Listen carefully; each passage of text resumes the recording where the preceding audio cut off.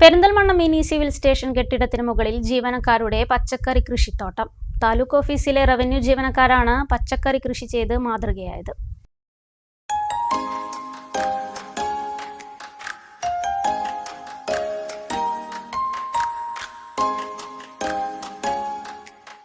Perinthalmanna mini civil station കെട്ടിടത്തിന്റെ മുകൾ ഭാഗത്ത് ചെറിയ പച്ചക്കറി തോട്ടം ഒരുക്കിയിരിക്കുകയാണ് റവന്യൂ ജീവനക്കാർ.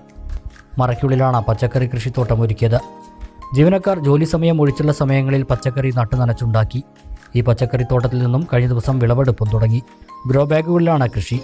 ഡെപ്യൂട്ടി തഹസിൽദാർമാരായ ജേസൺ മാത്യു, മണികണ്ഠൻ, ക്ലാർക്കുമാരായ ജിജിൻ, റാഷിദ്, അനിൽ, ഡ്രൈവർ സുനിൽകുമാർ എന്നിവരുടെ നേതൃത്വത്തിൽ പച്ചക്കറി തോട്ടം പരിപാലിച്ചു വരുന്നു.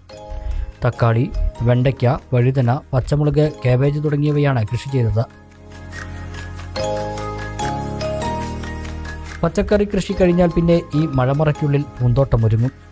മിനി സിവിൽ സ്റ്റേഷനിലെ ഓണാഘോഷത്തിനു വേണ്ടിയാണ് എല്ലാ വർഷവും ഇവിടെ ജീവനക്കാർ പൂന്തോട്ടവും ഒരുക്കുന്നത്.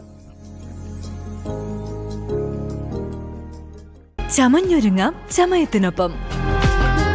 ചമയം ടെക്സ്റ്റൈൽസ്, പെരിന്തൽമണ്ണ, മഞ്ചേരി.